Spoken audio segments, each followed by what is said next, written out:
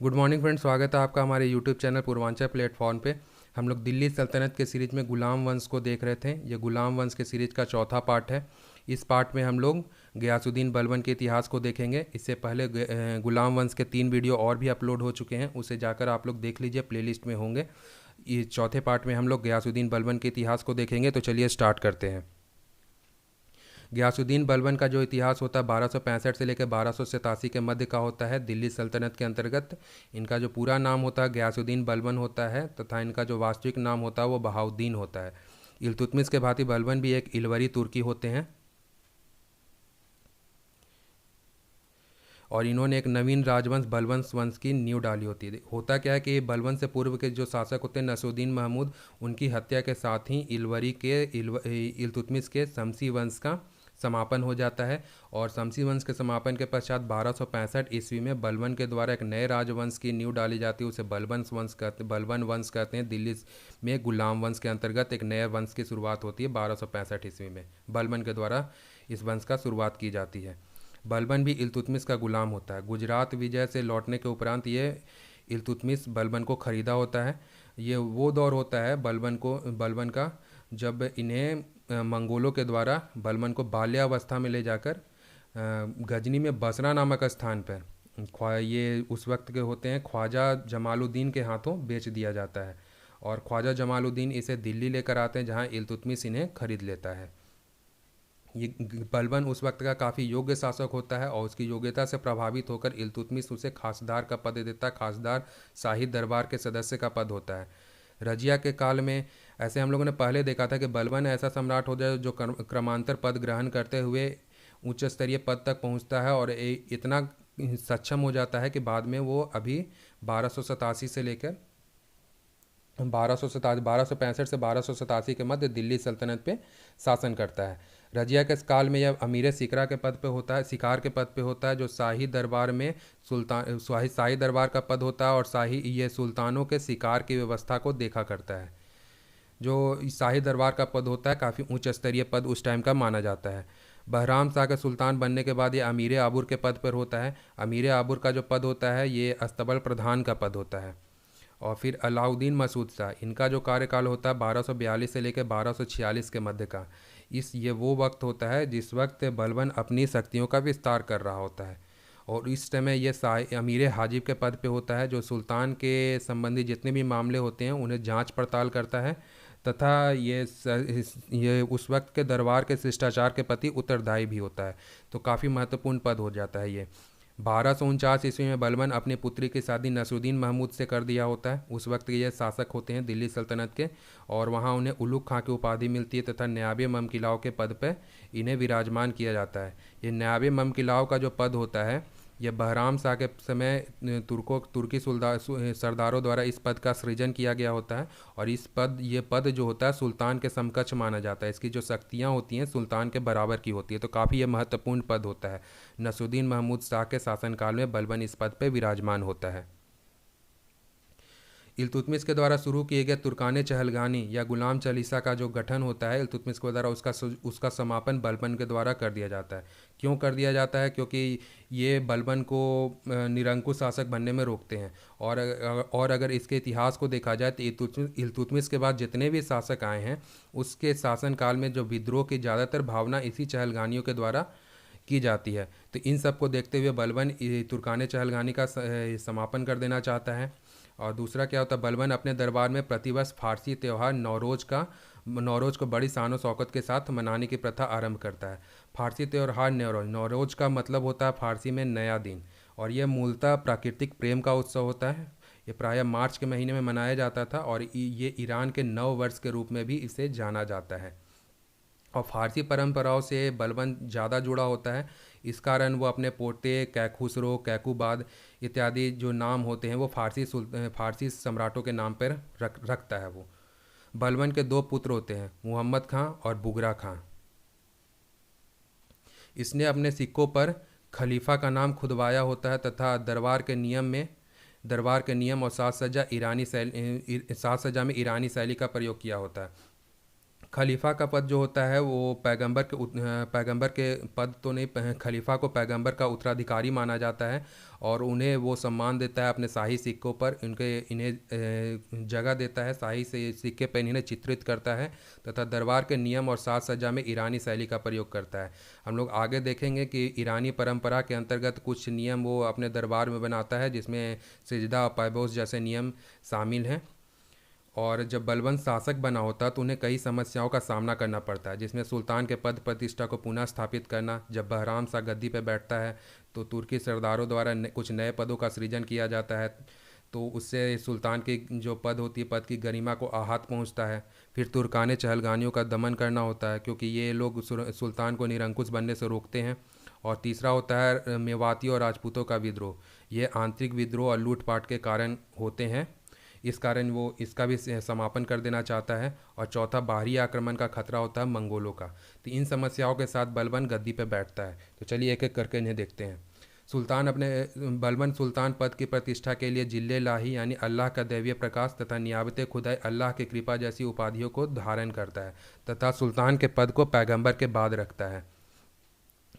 बलबन के दरबार में शराब पीना, हंसी मजाक करने पर पाबंदी लगाई जाती है और इसने अपने दरबार में सिजदा यानी सिजदा का मतलब होता है घुटने के बल पर सिर को झुकाना, अपैबोस यानी सुल्तान के पाँव को चूमना जैसी प्रथा की शुरुआत की होती है। हम लोगों ने पहले देखा है कि सिजदा और पैबोस का जो नियम होता है वो ईरानी परंपरा के अंतर्गत बलबन दरबार में लागू करता है। बलबन ने सुल्तान की प्रतिष्ठा स्थापित करने के लिए रक्त एंड लॉ की अपनी नीति अपनाता है।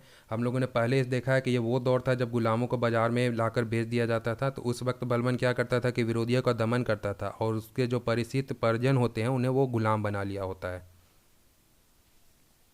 बलबन के दो सिद्धांत होते हैं, वो दो सिद्धांत को बनाता है जिसमें सुल्तान का जो पद होता है उसे ये सुल्तान के पद को ईश्वर द्वारा प्रदत्त होते हैं, पहला नियम तो ये होता है। और दूसरा सुल्तान का निरंकुश होना आवश्यक होता है। सुल्तान पृथ्वी पर ईश्वर का प्रतिनिधि माना जाता है जिसे नियाबतें खुदाई करते हैं, और सुल्तान पृथ्वी पर ईश्वर का प्रतिबिंब होता है जिसे जिल्लेल्लाह कहते हैं।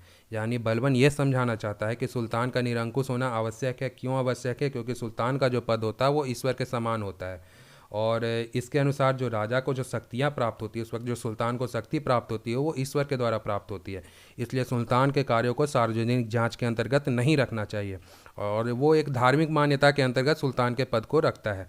साथ ही सुल्तान बनने के बाद वो पहला शासक होता है जिससे सुल्तान के पद और अधिकारों के बारे में विस्तृत रूप से विचार विमर्श प्रस्तुत करता है। तो यहाँ से क्वेश्चन आता है कि दिल्ली सल्तनत के अंतर्गत वो कौन सा ऐसा सुल्तान होता है जो सुल्तान के पद और अधिकारों के बारे में विस्तृत रूप से विचार विमर्श प्रस्तुत करता है? तो उसका आंसर होगा गयासुद्दीन बलबन।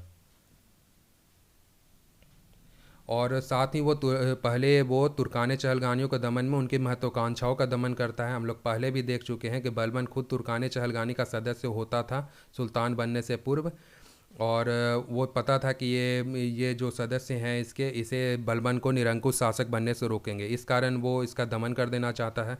तो क्या करता है कि इनके जो विद्रोही अधिकारी होते हैं उनकी हत्या करवा देता है और कुछ अधिकारियों को दिल्ली से दूर भेज देता है। और साथ ही वो अपने साम्राज्य की सभी गतिविधियों की जानकारी प्राप्त करने के लिए शक्तिशाली गुप्तचर विभाग का गठन करता है। तो यहाँ से क्वेश्चन ये बनता है कि दिल्ली सल्तनत के अंतर्गत वो कौन सा सुल्तान था जिन्होंने गुप्तचर विभाग की शुरुआत की थी? तो वो गयासुद्दीन बलबन होगा। और गुप्तचर विभाग को बरीद मुलालिन या कहीं कहीं दीवाने बरीद के नाम से भी जानते हैं। मेवाती जो होते हैं वो अजमेर के आसपास का क्षेत्र होता है और वहीं उधर के ही निवासी होते हैं जो प्रायः लूटपाट जैसी घटनाएं और आंतरिक विद्रोह जैसी घटनाओं को अंजाम देते हैं, जिससे साम्राज्य को आर्थिक हानि होती है और कानूनी व्यवस्था उससे ग्रसित होती है। तो इसके दमन के लिए बलबन क्या करता है कि दिल्ली के बाहर घने जंगलों को कटवाकर चारों दिशाओं में 4 किले का निर्माण करवा देता है, जिसमें जलाली के किले, कंपली के किले, पटियाली और भोजपुर के किले इत्यादि शामिल होते हैं। और इन किलों पे अफगानी सैनिकों को नियुक्त कर देता है तथा उस वक्त की जो तकनीक होती है उसके द्वारा इस चारों किलों को जोड़ दिया होता है। फिर उस बीच में कभी भी मेवाती लूटपाट जैसी घटना को करें तो ये चारों अपने आपस में संवाद को शेयर कर लेते थे, फिर चारों दिशाओं से घेर के मेवातियों का क्रूरतापूर्वक दमन कर देते थे। तो इस तरीके से इस समस्या पे बलबन ने काबू पा लिया। फिर बाहरी आक्रमण में मंगोल का समस्या था, उसके समाधान के लिए दोहरी नीति अपनाई जिसमें से कूटनीति के अंतर्गत बलबन ने मित्रता स्थापित करने की कोशिश की। इसके अंतर्गत बलबन ने सम्मान और उपहार का भेंट भी दिया और सैन्य प्रबंधन के अंतर्गत वो लाहौर, मुल्तान, दीपालपुर के किले पे अपने बड़े पुत्र मुहम्मद खां को बड़ी सेना के साथ स्थापित कर देता है तथा सुनाम, समाना और भटिंडा के किले पे अपने छोटे पुत्र बुगरा खां को स्थापित करता है। साथ ही अपने पश्चिमोत्तर सीमा पर मंगोल आक्रमण से रक्षा के लिए शक्तिशाली सेना का संगठन बनाता है और उसे एक नए सैन्य विभाग का रूप देता है, दीवाने आरिज के नाम से स्थापित करता है। बलबन ने मंगोल के आक्रमण के रोकथाम करने के उद्देश्य से पश्चिमोत्तर सीमा पर सुदृढ़ दुर्गों का निर्माण करवाता है, पर इसका कुछ विशेष फायदा होता नहीं है। दुर्ग बनाने के बावजूद भी मंगोल जो होते हैं व्यास नदी तक के क्षेत्र को जीतने में सफल हो जाते हैं। 1286 ईस्वी में तैमूर खां, जो उस वक्त के मंगोल के सबसे क्रूर शासकों में गिने जाते हैं, उनके नेतृत्व में मंगोलों का आक्रमण होता है। मंगोल के आक्रमण से जूझते हुए शहजादा मुहम्मद खां, बलबन के बड़े पुत्र की मृत्यु हो जाती है, जिसके अंतर्गत उस वक्त मुल्तान, सिंध और लाहौर का क्षेत्र होता है। बलबन अपने पुत्र को शहीद आजम के उपाधि से नवाजता है और काफ़ी उसकी मृत्यु से आहत होता है। और अपने पुत्र के मृत्यु के एक साल बाद 1287 ईस्वी में पुत्र विक्षोभ में बलबन की भी मृत्यु हो जाती है, लगभग 80 वर्ष की अवस्था में। बलबन के दरबार में प्रसिद्ध फारसी कवि होते हैं अमीर खुसरो। अमीर खुसरो के बारे में कहा जाता है कि ये ऐसे सुल्तान होते हैं जो 8 सुल्तानों के कार्यकाल को देखे होते हैं। अमीर खुसरो बलबन के दरबार से पूर्व वो उसके पुत्र शहजादे मुहम्मद खां के दरबार में होते हैं। मुहम्मद खां की हत्या के बाद ये फिर बलबन के दरबार में ये प्रसिद्ध मतलब उस वक्त के दरबारी कवि और संगीतकार के रूप में विराजमान होते हैं। अमीर खुसरो 8 सुल्तानों के कार्यकाल को देख रखा होता है और ये प्रथम सुल्तान होते हैं जिन्होंने हिंदी के शब्दों का खुलकर प्रयोग किया होता है और खड़ी बोली के आविष्कारक भी इन्हीं को जाना जाता है तथा अमीर खुसरो को हिंद का तोता भी कहा जाता है। तो ये इंपॉर्टेंट पॉइंट्स से एग्जाम में पूछे जाते हैं, तो इस चलते मैंने इस वीडियो में इन्हें शामिल कर लिया। और बलबन ने अपनी मृत्यु से पूर्व अपने पोते मुहम्मद खां के पुत्र अपने पोते कैखुसरो को उत्तराधिकारी नियुक्त किया होता है।